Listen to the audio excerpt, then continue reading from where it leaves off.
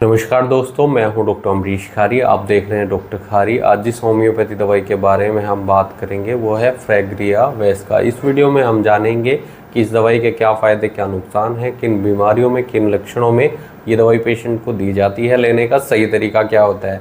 जानने के लिए वीडियो पूरा देखें। अगर आप हमारे चैनल पर नए हैं तो चैनल को सब्सक्राइब कर लें ताकि आने वाली हेल्थ रिलेटेड वीडियो से आप अपडेटेड रहें। इस दवाई को कई सारी परेशानियों में दिया जाता है। जैसे ये दवाई ऐसे पेशेंट में दी जाती है जिनको बार बार पथरी बनती रहती है, रीनल स्टोन होती रहती है, या फिर जिनके दांतों पर बार बार मैल जमता रहता है, टार्टर जमता रहता है, या फिर पीलापन आता रहता है। इसके अलावा इसे गठिया रोग में दिया जा सकता है जिसके कारण पेशेंट को जोड़ों में दर्द या इन्फ्लामेशन आती है, या फिर आंतों से संबंधित रोगों में भी ये दवाई दी जाती है। यानी जो हमारे इंटेस्टाइन होती है उनमें कोई अगर प्रॉब्लम आ रही है, डिजीज़ हो गई है, तो ऐसे केस में भी ये दवाई बहुत इफ़ेक्टिव रहती है। चलिए अब डिटेल में जानते हैं कि किन लक्षणों में, इन बीमारियों में ये दवाई पेशेंट को देनी चाहिए। ये दवाई ऐसे पेशेंट में दी जाती है जिनको बार बार किडनी में स्टोन होती रहती है, गुर्दे में पथरी बनती रहती है, साथ में पेशेंट को यूटीआई की शिकायत रहती है, यानी यूरिनरी ट्रैक इन्फेक्शन, पेशाब का वो इन्फेक्शन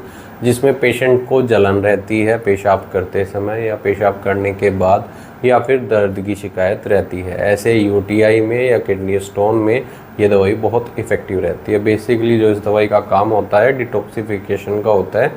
जो हमारे शरीर में टॉक्सिन्स होते हैं उनको एलिमिनेट करने का ये दवाई काम करती है। इसके हम पेट के लक्षणों की बात करें तो पेशेंट को पेट में अगर कीड़े हो गए हैं, टैप वॉर्म की शिकायत है, या पेशेंट को पेट में दर्द रहता है, इंडाइजेशन की शिकायत होती है, ब्लोटिंग की शिकायत होती है, या फिर पेट के कीड़ों के कारण पेशेंट का वेट लॉस हो गया है, वज़न घटता जा रहा है, या फिर डायरिया की शिकायत है, लूज़ मोशन पेशेंट को लगते ही रहते हैं, या पेट में दर्द रहता है, वोमिटिंग की कई बार शिकायत देखने को मिलती है। ऐसे केस में ये दवाई बहुत इफ़ेक्टिव रहती है। बेसिकली जो पेट के कीड़े होते हैं उनको बाहर निकालती है, और उसके कारण जो परेशानियां आ रही हैं दर्द की, लूज़ मोशन की, तो उनको ठीक करने का काम करती है। दवाई ऐसे पेशेंट में दी जाती है जिनके दांतों पर मैल जमती रहती है, टार्टर डिपॉजिट होता रहता है, बार बार डिपॉजिट होता रहता है, पीलापन आता रहता है। तो ऐसे केस में ये दवाई देने से टार्टर डिपॉजिट नहीं होता है।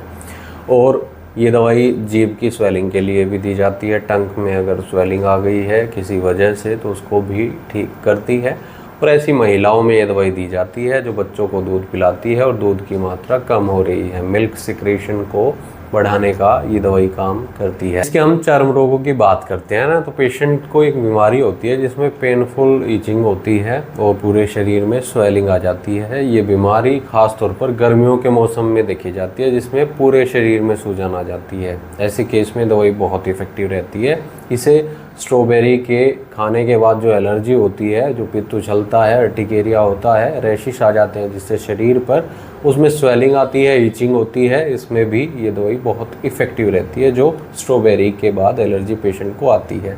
या फिर गर्मियों में पूरे शरीर में सूजन और ईचिंग, पेनफुल ईचिंग हो तो ये दवाई बहुत इफ़ेक्टिव रहती है। इसके अलावा इस दवाई को हम अर्थराइटिस में दे सकते हैं, गाउट में दे सकते हैं, गठिया बाई का ऐसा दर्द जिसमें जोड़ों में दर्द रहता है, इन्फ्लामेशन आती है, ऐसे केस में ये दवाई बहुत इफ़ेक्टिव रहती है।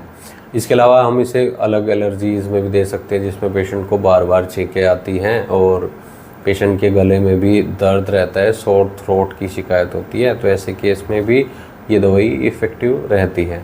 दोस्तों, इन सब बीमारियों में इस दवाई को डॉक्टर की निगरानी में पेशेंट को दिया जाता है। अगर आपको ऐसी कोई शिकायत है और आप इस दवाई का सेवन करना चाहते हैं तो एक बार अपने होम्योपैथी डॉक्टर से सलाह ज़रूर ले लें।